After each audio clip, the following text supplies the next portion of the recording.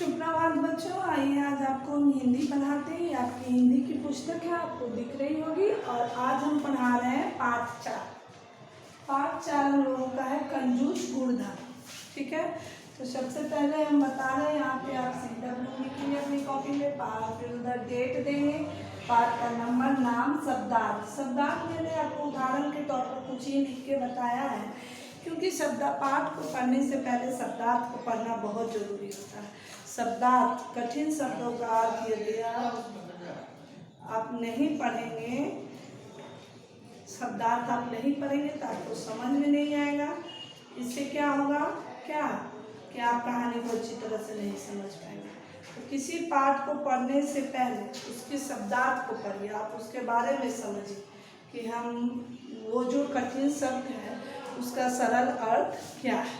ठीक है, तो आइए आपको हम बताते हैं कंजूस गुणधर की कहानी। ठीक है, इसमें कि एक व्यापारी है, इस कहानी में एक व्यापारी है जिसका नाम गुणधर है। वो बहुत ही कंजूस है।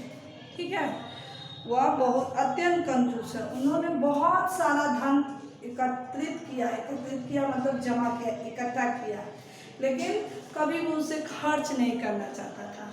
उनके परिवार वाले जो थे मतलब एक बार लेकिन कहीं खर्च नहीं करता था। एक बार की बात है, उसके गांव में अकाल पड़ा, चारों ओर त्राही मच गई, लोग भूखे मरने लगे। गुरुधर ने सोचा इस अकाल में मेरे धन का उपयोग मेरे परिवार के लोग न कर ले, इसलिए मैं इसे कहीं गुप्त स्थान पर छिपा देता हूँ। उसने ऐसा ही किया।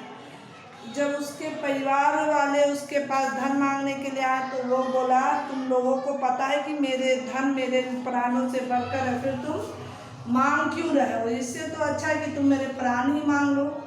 उसके परिवार वाले बिना अन्न पानी के एक एक करके मरने लगे, लेकिन वह अपने धन को निकाल के नहीं दिया उसे उपयोग करने के लिए। उनके परिवार वाले भूखे प्यासे मर गए, सब एक एक करके मर गए, लेकिन उन्होंने नहीं दिया। और वह बिना खाए दिन बिताने लगा। उसने अपने मन में सोचा, जिस धन के बिना मेरी पत्नी और बच्चे मर गए, अब उस धन का प्रयोग मैं अपने जीवन रक्षा के लिए कैसे करूं? वो ये अपने मन में सोचने लगा। लगातार उपवास करते रहने के कारण वह बहुत दुर्बल हो गया, जिससे वह कमजोर हो गया। उसकी यह दशा को देखकर गांव वालों को बहुत दया आती थी कि वह ऐसा कैसे हो गया।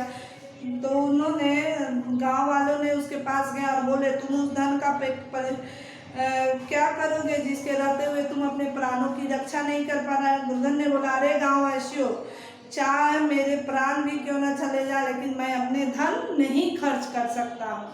मेरे लिए प्राणों की रक्षा के लिए तुम लोग कुछ उपाय करो। गाँव वाले यदि तुम इस धन का प्रयोग अपने जीवन रक्षा के लिए नहीं करोगे तो तुम मर जाओगे, तो सब धन तुम्हारा दूसरा आपस में बांट लेगा, या फिर राजा ले लेगा या कोई अन्य व्यक्ति ले लेगा। गुरुधर अत्यंत गर्व से बोला, कोई दूसरे ही मूर्ख बुद्धि वाले व्यक्ति होंगे जिनका धन राजा या अन्य लोग ले लेते हैं। मैं तो अपना धन गले से बांध कर मरूंगा। ऐसा कहकर वह पोटली लेकर समुद्र तट पर गया। उसने वहाँ एक नाविक से पूछा, भाई नाविक, मेरे परिवार वाले मर गए हैं, उनके शोक से व्याकुल मैं भी अपने प्राण को त्यागना चाहता हूँ, लेकिन त्याग नहीं पा रहा हूँ। तुम मुझे समुद्र के जल में डुबाकर मार डालो। तुम ऐसा करोगे तो हम तुम्हें एक सोने का सिक्का देंगे। ठीक है, ऐसा उन्होंने नाविक से कहा। और अपने पोटली में से एक सोने का सिक्का निकाला और बोला कि लो, ये तुम हमको मार दो तो हम तुमको देंगे। फिर नाविक से बोला, भाई नाविक, तवा का शुद्ध किए गए सोने के सिक्के को मैं देने से असमर्थ हूँ। तुम मुझे बिना सिक्का लिए ही मार दो, तुम्हें पुण्य होगी। नाविक भी देख रहा था कि हम इसे यदि मार देते हैं तो हमें पुण्य हो या ना हो, इसकी धन की पोटली तो हमें मिल जाएगी। पूरे धन की पोटली वो रखे हुए था। नाविक का ध्यान भी गुरुधर के धन पे था, और ऐसा ही हुआ।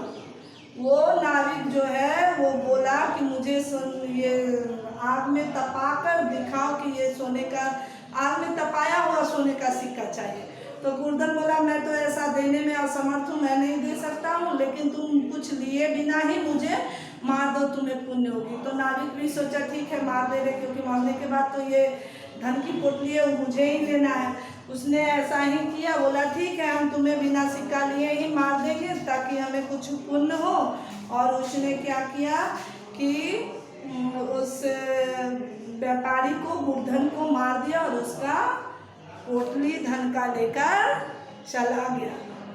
यही है कहानी, यही है कि मूर्धन एक कंजूस व्यापारी था। वो अपने धन को इकट्ठा करने में और रखने में इतना व्यतीत हो गया कि उसके परिवार वाले भी अन्न के दाने के बिना तरस के मर गए, लेकिन वो अपने परिवार वाले को नहीं दिया और खुद भी मर गया। और लास्ट में क्या हुआ, अंतिम में जाके उसका सारा धन, उसकी पोटली नाविक ले लिया। यही है। तो इस कहानी से हमें क्या शिक्षा मिलती है? इस कहानी से हमें यह शिक्षा मिलती है कि हमारे प्राणों से बढ़कर कोई धन नहीं।